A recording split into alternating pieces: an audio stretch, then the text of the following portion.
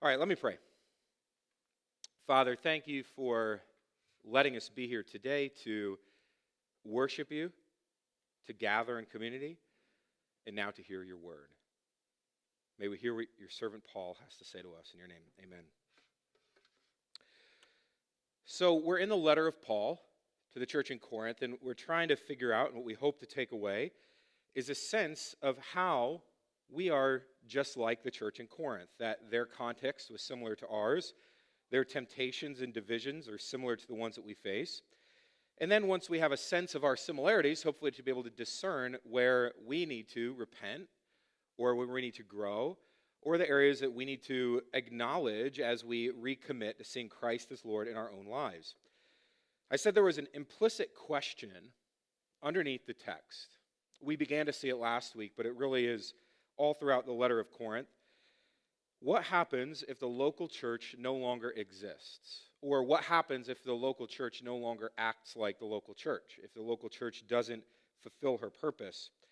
This is what was at threat in the city of Corinth, because the church had so embraced the context of their city that the church began to look just like their surrounding culture. You know, they had the same divisions. They had the same sense of self-importance, the same level of pride. They thought of themselves highly, and it was causing divisions within the church. And so Paul's encouragement to them throughout the letter is to live as a people who are set apart. You actually, as a church, need to live differently from the world, different from culture. You know, when Paul talks about the world, he's talking about life outside of the kingdom of God. So it's a broad category of those who are not following Christ. It's not one specific culture. It's just the broad category of those outside of the kingdom of God. And so what we have been called to do is live sacrificial lives, lives of self-denial, the way of the cross, which looks like foolishness to the world, but is in reality the wisdom of God. And this is why the church is so important, because the church is the vessel through which the world can understand why things are the way that they are. Everybody in the world is seeking to make sense of why things are the way that they are. Well, we have been given the Spirit of God and the wisdom of God to proclaim to the world why things are the way that they are.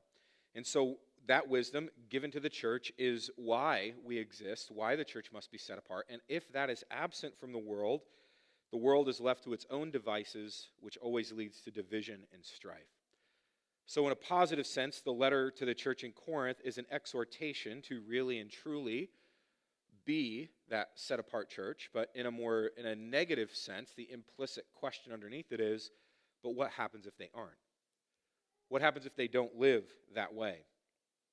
So today we're going to continue that theme.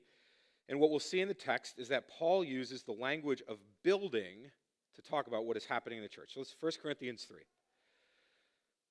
But I, brothers, could not address you as spiritual people, but as people of the flesh, as infants in Christ.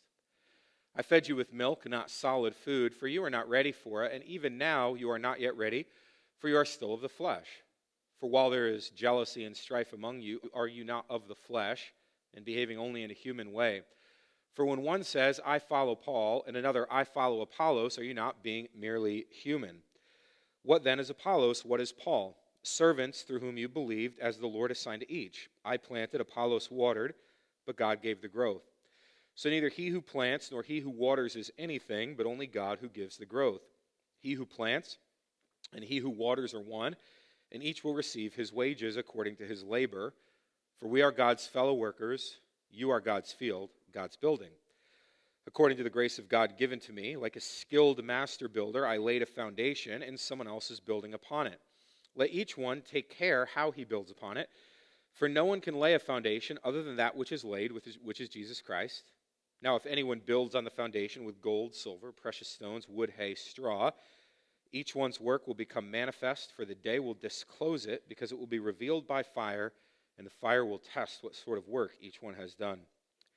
If the work that anyone has built on the foundation survives, he will receive a reward. If anyone's work is burned up, he will suffer loss, though he himself will be saved, but only as through fire. Do you not know that you are God's temple and that God's Spirit dwells in you? If anyone destroys God's temple, God will destroy him. For God's temple is holy, and you are that temple. Let no one deceive himself. If anyone among you thinks he is wise in this age, let him become a fool, that he may become wise. for the wisdom of this world is folly with God. For it is written, he catches the wise in their craftiness. And again, the Lord knows the thoughts of the wise, that they are futile. So let no one boast in men. For all things are yours, whether Paul or Apollos or Cephas, or the world or life or death or the present or the future, all are yours, and you are Christ's, and Christ is God's. One of the first divisions in the church in Corinth that we looked at was this division amongst the church about which teacher people were following. There were factions in the church, and some said, I follow Paul, I follow Apollos, I follow Peter or Cephas here. And that, of course, was in line with the pluralistic thinking of that city. The city of Corinth was a city who traded in philosophical ideas. Philosophers would come and into the city, they would give presentations, they would reason in the town square. And what the philosophers were attempting to do was, again, offer an explanation of why things were the way that they are, or how you should act in the world, maybe what the gods desired of you. And so if you lived in Corinth, you would be exposed to those philosophies, and you would begin to shape your life and your view of the world around the philosophies of one of those teachers. You'd say, well, I'm from the school of Plato or the school of Aristotle. Of course, they were dead, so you'd use a philosopher that was current to the first century. Well, in Corinth, the members of the church were doing the same thing, only instead of following a philosopher, they were following a church leader, Paul, Apollos, so on. And so after saying to the church in Corinth that they have the wisdom and spirit of God, he backs up again and he says to them, but I can't actually teach you as if you were spiritual people because you're still living in the world. You're still embracing the philosophies of the world. You're still living in the flesh. And he just explains to them that they've not only understood the message, but they've misunderstood the role of the messengers. And so this leads them to misunderstanding the sort of work that they were supposed to be doing. So let's consider the messengers. The main problem that Paul identifies in the Corinthians' thinking is that they begin with the philosophical view that somehow Paul and Apollos were in competing positions to one another. That, of course, would have been the way that the philosophers of the day presented their views. For a philosopher, it was a zero-sum game. If I go into a city and I teach you my philosophy, but you choose to follow some other philosopher's school of thought, then I lose a follower. And I lose whatever giving or financial compensation may come as a result of that. So when Paul says that they are looking at things from the lens of the world or of the flesh, this is what they're thinking. They aren't thinking spiritually as the mind of God. The Spirit of God is not the spirit of division, it's the spirit of unity. And so Paul goes on to say to them, when you're seeing each gospel messenger as somehow in competition to one another, you're looking for division. But if you look at it through the wisdom of the Spirit of God, you should see that they are in unity. Paul, Apollos, Peter aren't divided. They're all on the same team. But we have different roles that all of us, whether it's a messenger, like a pastor or a church leader, or it's a church member, all of you, we all have different roles, but we're all on the same team. We play within this united system. And so the work that they're doing then is Paul describes as a plant and also a building. He equates the messenger's work to being like servants in a garden who each have been given a different task or assignment. Some of them are assigned to planting the seeds. Others have been assigned to water the ground. If you wanted to stretch the analogy further, I'm sure there's plenty other tasks in a garden that Paul could have said someone was assigned this, but each of them have different assignments and each of them are necessary. You can't say, right, I'm team planting and then not want someone to water the seeds. And you can't say I'm team watering without planting the seeds, right? Planting the seeds without watering them is futile. Watering the ground without planting seeds is just making mud. You need both, and they work together to produce something which is the garden of God. And of utmost importance is that it is God who brings the growth. Paul, Apollos, Peter, all of us may be co-workers with God, but ultimately the members of the church in Corinth are God's field. Whatever is produced is up to God, and whatever is produced belongs to God. So that's the first analogy. Paul and Apollos and the other messengers in the church are all on the same team, workers in the garden of God. And then Paul changes course and he begins to talk about a building. Now, before we look at that building, I want to observe something. Paul has described the work of the messengers in the church and ultimately the church itself in both organic terms and concrete terms. Organic and concrete. That is, there's something that's living and vital about the church, and yet there's something that's structured and organized about the church. That's not an accident, as if Paul is trying to come up with a second analogy in case the first one didn't land. I think what Paul is communicating is a vital truth of what it means to be the church. That the church is both an entity that is living and vital, that is human in nature, that is people-oriented, and yet there is a structure to it. There is a physical presence of the church. I'm going to come back to that in more practical terms in a moment, but I want you to understand and make a connection here between what Paul is saying about the church and what God has done in the creation of humanity.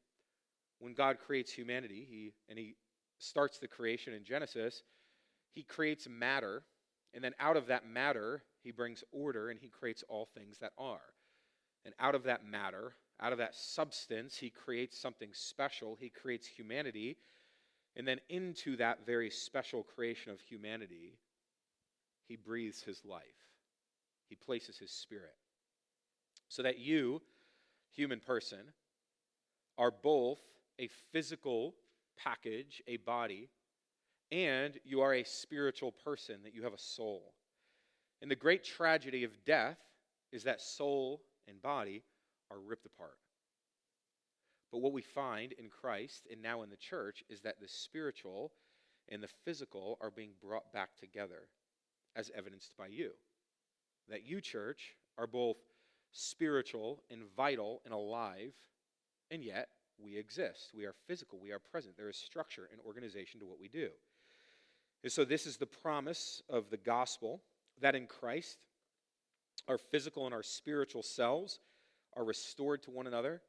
This is the promise that Paul makes to the Corinthians and to us later on in Corinthians when he talks about the resurrection. But in the interim, this wholeness is represented by the church. Paul is describing what we are, and he's talking collectively and corporately. He's talking to us. He's not speaking individually. He's talking about the church as a corporate body, and he's saying that we are animated by and given life by the Spirit of God. God is the one who can give us the life that we're looking for. He's the only one who can restore the vibrancy and the spiritual vitality that we need to be truly us. But there's also form, right? There's also structure. There's something that we do.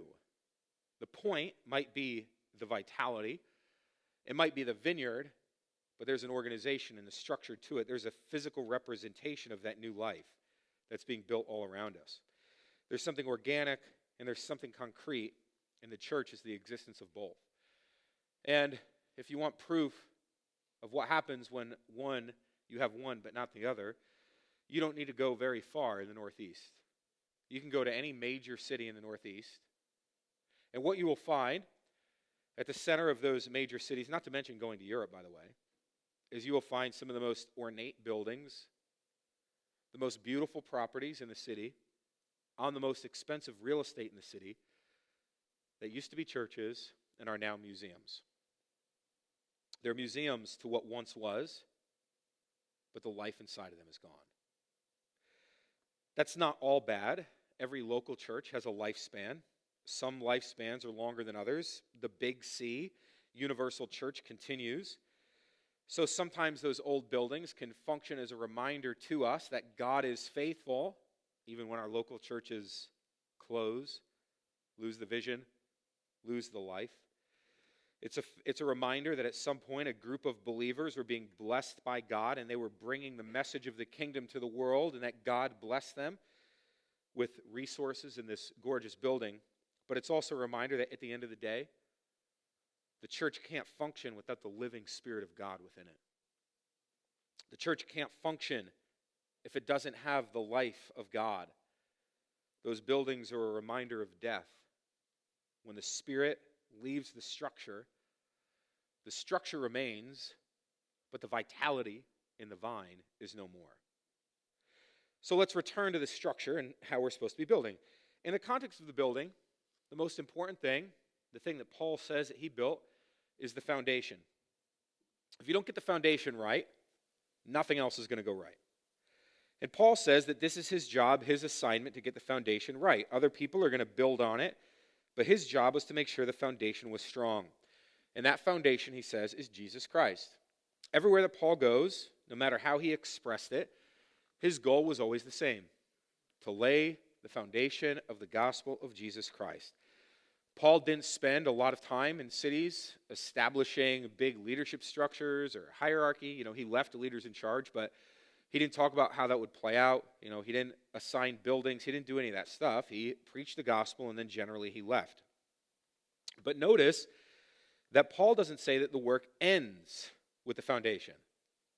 That's where it begins, but the work is not completed once the foundation is laid. And I think that's one of the things that we often get wrong in the modern church. I think many people in the modern church, especially America, want to preach the foundation, but they don't want to do anything about the building. They don't want to help flesh out and give structure to our faith or to what we believe, not just in our personal lives, but in the greater world. Imagine if you went to go build a house, or let's say you were building a temple, which is kind of the building that Paul ends up at, and you decided to do it yourself, so you got yourself an excavator, which, side note, if I'm ever not in ministry, I want to drive an excavator. And you started digging a big hole. Then you start framing out a foundation. You lay all your rebar, get it all in there. You start pouring concrete. You wait for it to dry. And you go, boom, house done. Of course, it'd be ridiculous. The foundation doesn't make the house. It's the most important part, but the house still needs to be built. So Paul lays the foundation, but then there's a building that needs to happen on top of it. And there's only two options. You're either going to build or you're going to destroy. Paul starts out with the building and part, which we'll come back to, and then he gives this instruction: according to the grace of God given to me, like a skilled master builder, I laid a foundation, and someone else is building it. Let each one take care how he builds upon it. Paul is acknowledging first that there will be many people who come after him, and they will be building on the foundation of Jesus Christ. They will lay out the rest of the house with the framing, the roof, the walls. There will be those who come in and pick the paint color and the type of flooring that's going to be in the house and give the decor and the furniture and all of those things. But secondly, he is acknowledging that it's not just a select few, but that each one is responsible for building on the foundation. Every one of us has a responsibility to build on the foundation of Christ, and we need to take care how we build upon it. The alternative to building is that you are destroying what God is doing. Paul goes on to say that the actual building is the temple of God because the Spirit is residing in you. And I want to emphasize he's using the plural you. You, church, are where the Spirit of God dwells as a collective, a corporate body. The Spirit of God is among us. The Spirit of God dwells amongst us. We are the temple of God. This is the reason that Paul says division in the church is functionally equivalent to dividing the temple. It is destroying the temple of God. And woe to you who would bring division to the temple of God. Paul says if you divide the temple of God, then God will destroy you. He's quite serious about this. This is why division is so destructive. But there will be those who come along and rather than seek to build up the church, will seek to destroy it. They'll sow division and discord. And to those who would do it, Paul says, God will destroy you. Paul's conclusion as it relates to the messengers and what we are to do is that we need to recognize that everything is ours, that we can claim Paul and Apollos and Peter, and we can take the world and we can build and we can do all of these things, that everything is ours because we belong to Christ and Christ is God. So take up, he says, the foolishness of God, which is wiser than the wisdom of the world. That's what we are to do. Don't rely on the wisdom of the world. Rely on the wisdom of God, which appears foolish to the world, but is actually wisdom. Don't boast in wanting to follow Apollos or Paul or Peter or some other person, but recognize that we are building the garden, the temple, the building, and it's all ours. We are co-workers in the work that God is doing in the world. Now here's the thing. There's a central piece to this whole text, and it's this. What is the quality of what we are building? What is the quality of what we are building? Paul says it like this. Now, if anyone builds on the foundation with gold, silver, precious stones, wood, hay, straw, each one's work will become manifest. It will be seen, for the day will disclose it, because it will be revealed by fire, and the fire will test what sort of work each one has done. If the work that anyone has built on the foundation survives, he will receive a reward. If anyone's work is burned up, he will suffer loss, though he himself will be saved, but only as through fire. Paul is preaching to those who are building on the foundation. He's preaching to those who are saved. He's preaching to those who are building on the foundation of Jesus Christ. But what he is saying is there is a level of quality in your work, in your building, that will be exposed. I remember when my family first moved to Miami, Florida, in the summer of 1995. We had been living in the small northeastern town of North Haledon, New Jersey. And now we were moving to the very large, sprawling metropolis of Miami.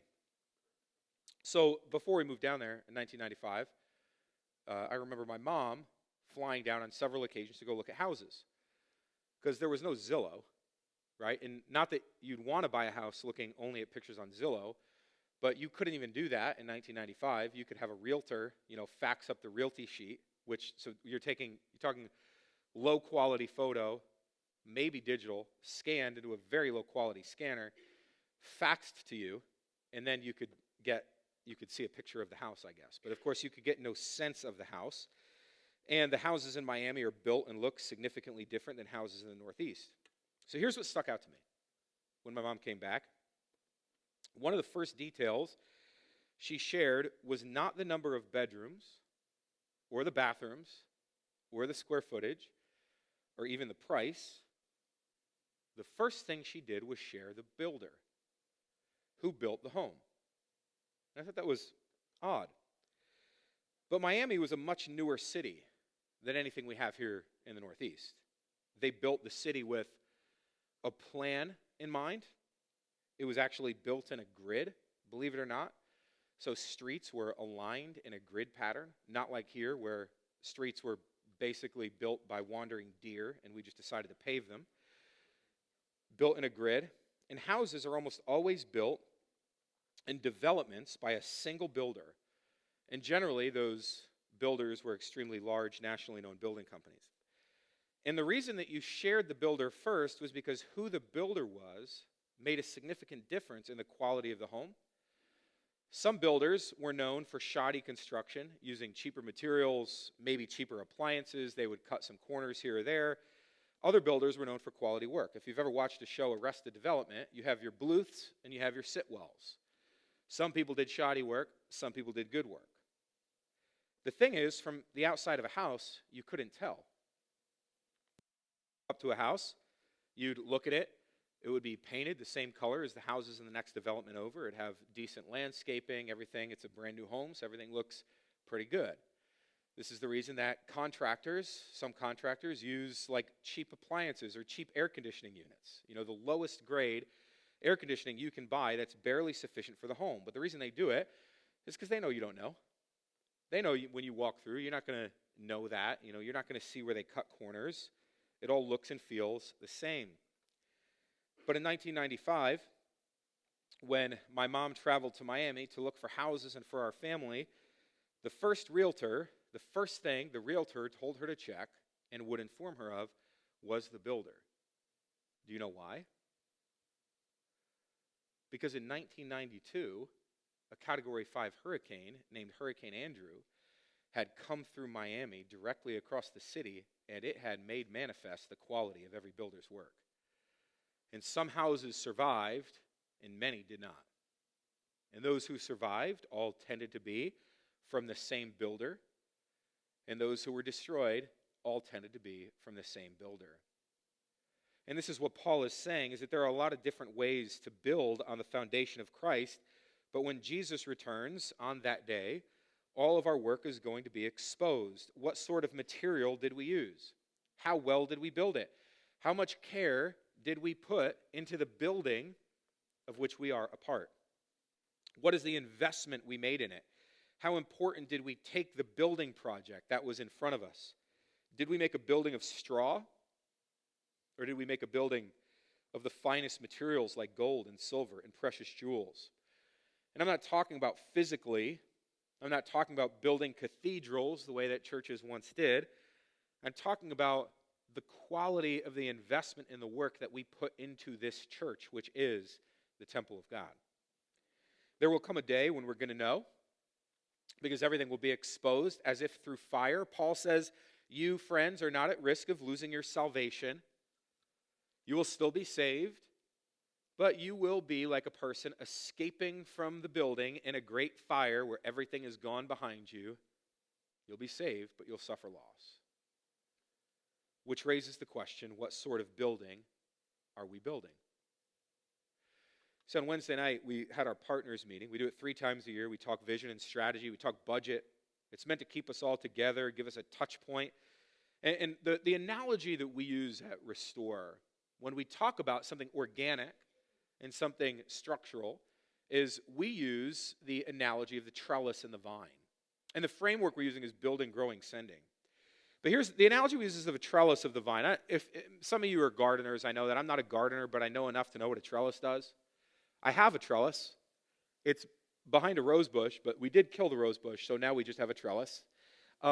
Here's the thing about a trellis. The point of a garden is never the trellis, right? The point of a garden is the vine that grows on the trellis. You put a little, sometimes, you make a little wire cone for your tomato plants or something. And you know that wire cylinder is not, that's not the point. You don't put that out there and go, wow, what a beautiful garden. You put that out there so your vines will grow up it. Same with the trellis. The point's not the trellis. But a vine needs a trellis. And so the church really is the vine. It's the vine of Christ. It's the plant. It's this organic matter.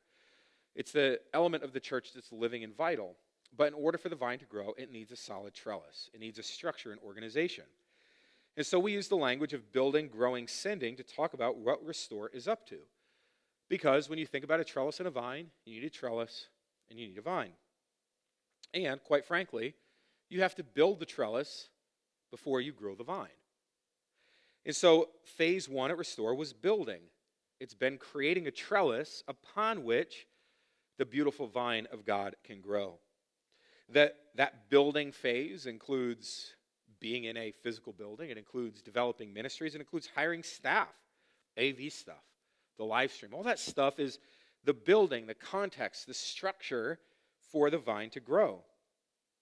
Now, you're never done building or maintaining the trellis, but at this point, we have built a trellis that is, listen, this is important, that is larger than is necessary for the current vine of Restore.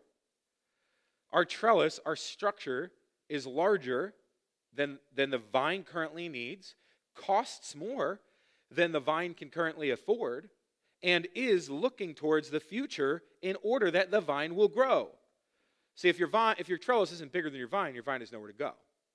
So we've built a bigger trellis because we believe the vine will grow. And so now we're on to phase 2, which is growing. We're at a point where we're looking for the vine, the organic stuff of the church, the vitality.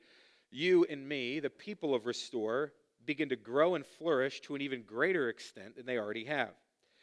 Restore does not have to be the biggest and flashiest church.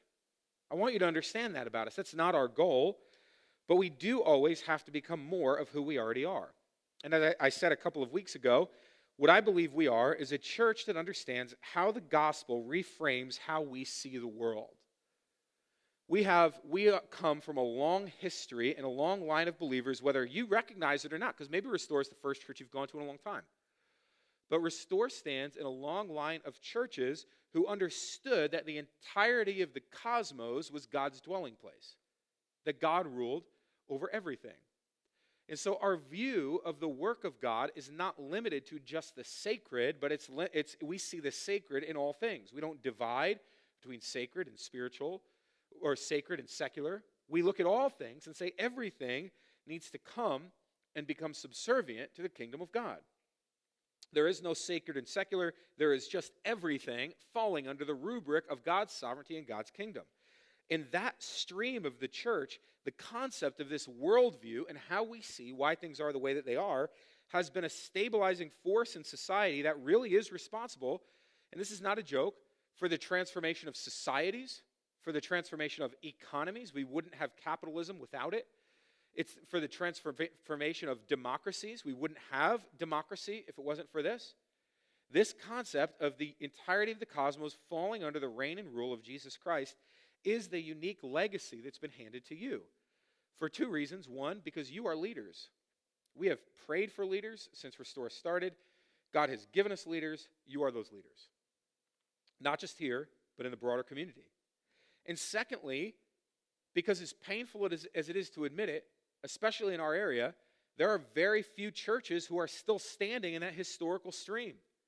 That has been the stabilizing force of the church for 500 years. And there are very few churches. That's not to say, and I'm not suggesting that other churches work with straw or something, and now it's been revealed. But it is to say that if we don't take care, you, us, Restore, of how we're building the building of Restore, then we can go on for a long time worshiping together and loving one another and doing community. But 50 years from now, our church is going to be gone, and we will have left nothing by way of legacy. Maybe we will have left a foundation, but there will be no building to hand down to our kids. No structure, no organization, no worldview, nothing that will be a stabilizing force to them as we move forward. It's not just about, and this is the choice that's in front of us at this particular junction of our church. What sort of building are we continuing to develop? What sort of vine are we going to be producing? Are we going to produce something that has shown that it will withstand storms and judgments, that we will be strong and vital so we can hand something down to our children? Or is our work going to be like hay or straw or wood, and when the flames come, whether they're on that day when Christ returns or whether they're the flames of society, that we just flame out and all we're left with is nothing but just standing on the foundation because our work was shoddy? That's the choice in front of us. What are we leaving behind? What are we handing down? What are we passing on?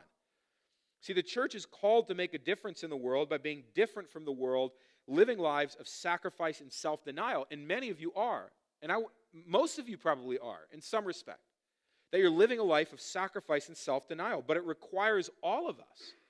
And so I brought some of this up at the Covenant members meeting in anticipation of this sermon. But I want to just give us five things that it requires of us as we close. 5 things that is going to be required if the building that we are building at Restore is going to be one that's made out of precious jewels, gold and silver and precious jewels, and not one made out of hay and straw. That can't withstand the trials and the fires that will definitely come at us. And more importantly, by the way, that will come at our children. Because if you think that right now we are living in a divided society, do you, Christian person with eyes to see, person with a worldview of how the Bible describes the world, do you view any hope for society that we're all of a sudden going to become united? Outside of the church. Are you looking out there and going, oh yeah, no, it's going to be fine. I bet in 10 or 15 years that, America, the world our kids are growing up in is probably going to be better than the one we're growing up in. Do you really believe that? You know what the problem is? Our parents did believe that. And in many ways, our society is better for us, right? We do have a lot of opportunities that our parents didn't have. But because they weren't looking out for the spiritual and all of these other areas, it's worse in many ways. That in many ways, generations ahead of us created more of a divide, not less. Even though they did establish a great economy, there's a lot of good things they did. Question for us is, what are we handing down? 5 things it's going to require. First, it's going to be a financial sacrifice from all of us. Every week we say that Restore is a generous community, and we say it that way because generosity is something that's developed in us because of the foundation of Christ, right? It is simply something that we are. We are generous people because we are like Christ. But the question for us is, are we participating in that generosity? Listen, I hate bringing up finances for this reason. I love bringing it up because Jesus says that the very last place of our hearts that become attuned to Him, that we usually give over to Christ, is our finances. And so I've said all the time, if you want to know, if your accountant at the end of the year doesn't know that you're a believer, then you have a problem. There's something you haven't turned over to God. Because our finances are always the last thing, because our finances follow our heart. So I don't mind talking about finances for that reason, because we want your heart. At the end of the day, I don't really care about the finances. I care about your heart. I want you to be committed to Restore. But what Jesus says is that the way that we know that you're committed is if your finances follow. And so there are some of you who are carrying a huge load, a huge burden of the finances at Restore. And then there are others who aren't doing that much.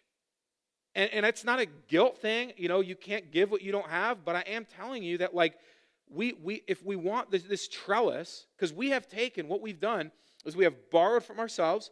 We have borrowed from our past, because as a church, we've been able to develop a strong structure in trellis. And we've borrowed from that financially and made an investment in our future. But like I said, the current trellis is more than what this vine can afford. Maybe. Maybe if we all stepped up, we would find, oh, well, actually, we're fine. But the reality is that we want the vine to grow. Okay, we want the vine to get bigger, but it requires all of us to step up. Are you giving sacrificially to the church? Have you examined how much you're giving? 60% of the people, of the people who give recurring gifts in the church, that 60-some people has said it once and never re-examined it? It could be for many of us 5, 6, 7 years. We set our giving. We never went back and looked at it. And my guess is you make more money now than you did 6 or 7 years ago. And I understand that expenses go up too, but sacrificial giving is constantly looking and saying, if God is continuing to be generous with me, how am I being generous with him? Financially, we need to sacrifice. Second, it's going to require service. Our GEMS and Cadets programs have grown exponentially year over year to where there's almost 50 kids there on a Wednesday night. But you know how many leaders there are? 4. The same 4 that have been doing it. We need more people in GEMS and Cadets. It's 2 nights a month, only during the school year, and you could just do it 1 night a month and be fine. And you just show up and say, hey, I can help 1 night a month. That's all I can do, and it would be a commitment. I'm going to be honest with you. I don't remember, and I bet you would agree with this. I don't remember any sermon that was ever preached in my church when I was growing up, unless my parents complained about it at Sunday dinner. Then those are the ones that stick out. But any sermon, I don't remember what was said. I don't remember how it was presented. I don't remember anything about it. I don't remember any of the content. In the back of my head, the content in Sunday school sticks there, stuff like that. I don't remember the catechism. Very little of the content got through. But I can remember, almost to a person, the face of every adult who taught me a Sunday school class, the face of every adult who helped in cadets, the face of every adult who led the youth ministry. I remember their faces. I remember their full names. I remember what they did. I don't remember what they taught me, but I remember them being there. And I'm telling you something right now, if we want to hand something down to our kids and to their kids and to their children's children, our great-grandkids, it's going to require that we put our face where we say our belief is. Thirdly, participation. When Paul is talking about the temple, he's talking about the church of God within which the Spirit lives. But how does someone go about seeing that? Actually, the third one was time. That's investing our time in the church. The fourth is participation. When Paul talks about the temple, how do we know? How do we see the temple? How do we see what's going on? When the church gathers corporately, the visible temple of God is seen as people from all different backgrounds, different ages come together to celebrate Christ the King. And if the church does not gather corporately, then it is less visible. And so if we don't participate in the life of the church, which at very least is participating by attending church on a Sunday, if we don't participate in the life of the church, I promise you that our children will participate less than you do.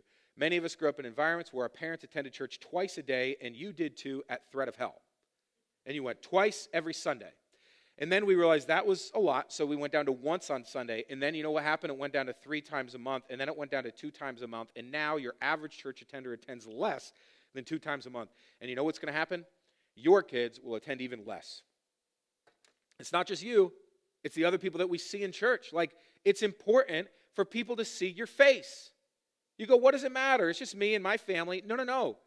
It's about the children looking up to you who need to see that you think church is important.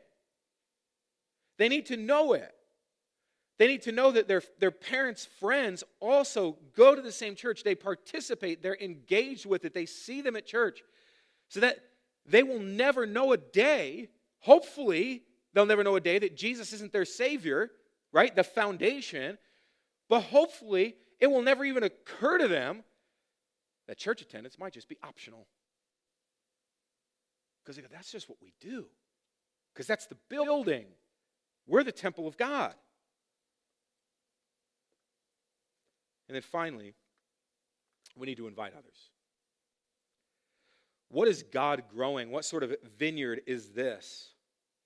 There are so many people who are looking and searching for answers to why things are the way they are, even people that you don't know. And I can speak from experience. I'll just tell you the number of people that I've met who send their kids to Christian school, where my kids go. They send their kids to Christian school because they're looking for answers and some sort of explanation to why things are the way that they are. Do you know where they go to church?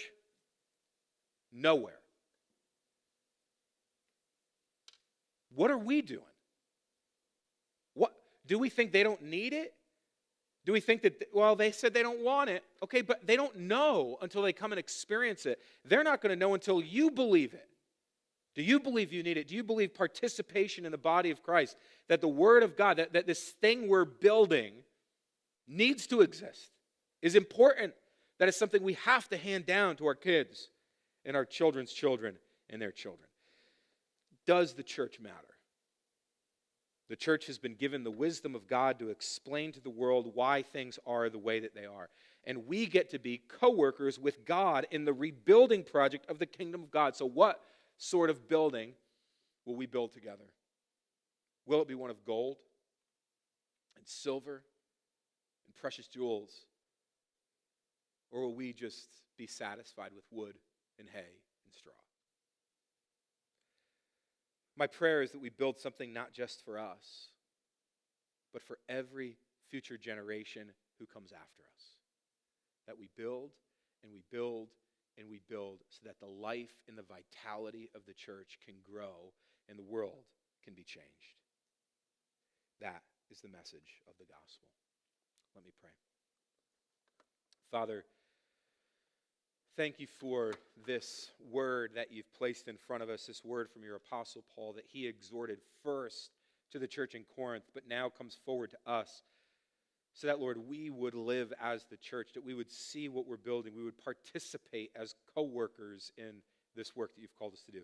Lord, we know that you bring the growth, but you bring the growth when we're watering and we're planting and we're sowing and we're pruning and we're doing all the work that we have to do. So may we take up our responsibility and our assignment that we would be people who build something together out of precious stones. Be with us, Lord, in your name. Amen.